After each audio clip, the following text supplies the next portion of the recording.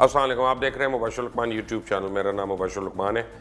آپ کو بتاؤں کہ مولانا جو ہیں فضل الرحمان صاحب پاکستان کے ان سیاسی رہنماؤں میں سے ان کا تعلق ہے جس کی ہر دور میں 5 انگلیاں گھی میں اور سر کڑھائی میں ہوتا تھا.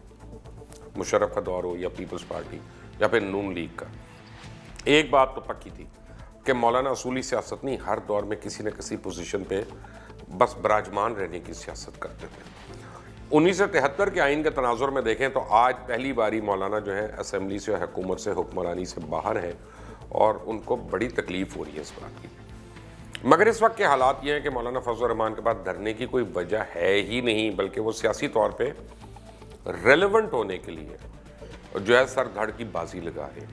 آپ کو یاد ہوگا کہ نومبر 2007 میں ایک کیبل وکی لیکس میں ایک کیبل مولانا فضل الرحمان کے حوالے سے منظر عام پہ آئی، جس میں مولانا فضل الرحمان نے اپنی خدمات امریکہ کو فروخت کرنے کی بھی پیشکش کی.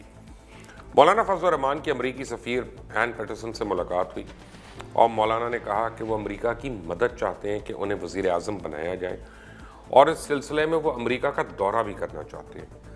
این پیٹرسن نے اسٹیٹ ڈپارٹمنٹ کے آفیشیل میمو میں لکھا کہ مولانا has made it clear that he is still significant and he has number of votes that are up for sale.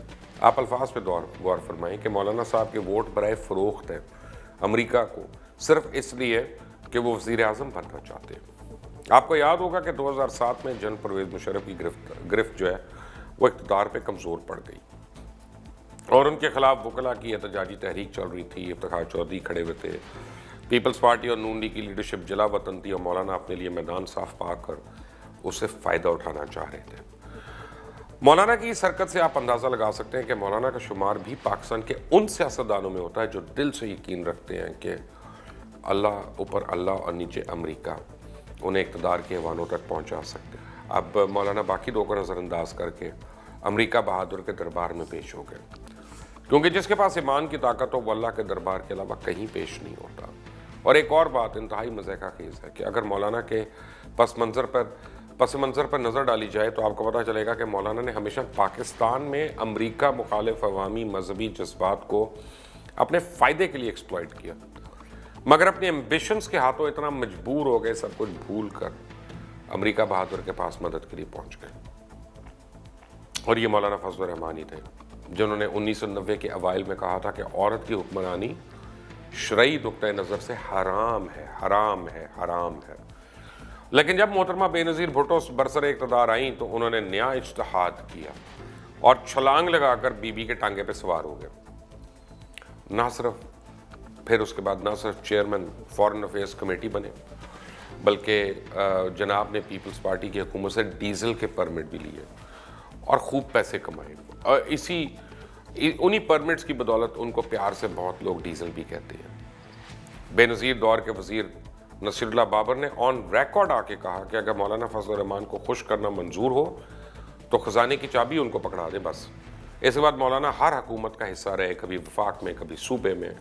اور مولانا فضل الرحمان کی یہ خاصیت ہے کہ جب وہ اقتدار کی ڈرائیونگ سیٹ پر آتے ہیں اپنے نظریات کو پچھلی سیٹ پر رکھ دیتے ہیں، خواہ پیپلز پارٹی ہو یا جنرل مشرف، نواز شریف ہو یا کوئی اور سیاسی ڈکٹیٹر. مولانا کے پاس کبھی بھی کچھ مفت میں نہیں ملا. مولانا کی ہر خدمت کی ایک قیمت ہوتی ہے جو میں اس ویڈیو میں آپ کو ثابت کروں گا.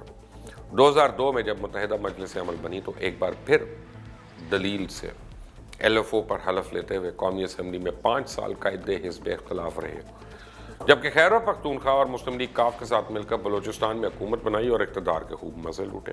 اسی دوران جنرل پرویز مشرف کے خلاف بات نہ کرنے کے عوض 200 روپے فی کنال پر ڈیرہ اسماعیل خان میں 1200 کنال زمین ان کو اور ان کے عزیزوں کو الاٹ کی گئی. 2008 کے الیکشن میں پیپلز پارٹی کی حکومت بنی تو مولانا صاحب کا کمال مفاہمت کا ثبوت دیتے ہوئے حکومت میں شمولیت اختیار کر لی اور تحفظاً 3 وزارتیں اور کشمیر کمیٹی کی چیئرمین شپ قبول فرمائی. 2010 میں RGST کا معاملہ اٹھا تو مولانا صاحب نے اس کی اصولی مخالفت کی، جس پر ان کی جماعت کے مولانا شرانی کو اسلامی نظریاتی کونسل کا چیئرپرسن بنا دیا گیا. 2013 کے الیکشن کے بعد نون لیگ کی حکومت آ گئی. کیسے ہو سکتا تھا کہ اصولی سیاست پر یقین رکھنے والے مولانا اقتدار سے دور رہتے؟ اس بار تو تحریک انصاف فیکٹر بھی نہیں تھا، یہ تھا. जिसने मौलाना को बुरी तरह खैबर पख्तूनख्वा में जिच करके रख दिया था। मौलाना धरने के दिनों में एक बार फिर जमहूरियत बचाने निकले और इस जिहाद के एवज कश्मीर कमेटी की चेयरमनी कमाल शफकत से कबूल फरमाई, जबकि अकरम खान दुरानी और अब्दुल गफूर हैदरी की वजारतें भी पक्की करवा ली। मगर पाकिस्तान की अवाम को बेवकूफ़ तो नहीं है ना। 2013 का इलेक्शन मौलाना के लिए पानीपत की जंग साबित हुआ और मौलाना अपनी सीट भी हार गए। ना सिर्फ अपनी सीट हारे बल्कि उन्होंने अपनी पूरी पार्टी को अपनी आंखों सामने डूबते देखा और फौरन अंगड़ाई लेते हुए फौज और अमेरिका पर इल्ज़ाम लगा दिया कि उन्होंने दानवी करवाई है। उसी अमेरिका पर जिसको ये अपनी सर्विसेज बराए फरोख्त ऑफर कर चुके थे। मौलाना को सिर्फ अपनी शिकस्त का अफसोस नहीं था, मौलाना के लिए इससे बड़ा डरावना ख्वाब नहीं हो सकता था कि इमरान खान इस मुल्क का वज़ीर आज़म बन जाए, जिस पर उन्होंने यहूदी लॉबी के एजेंट होने से लेकर हर इल्ज़ाम लगाया।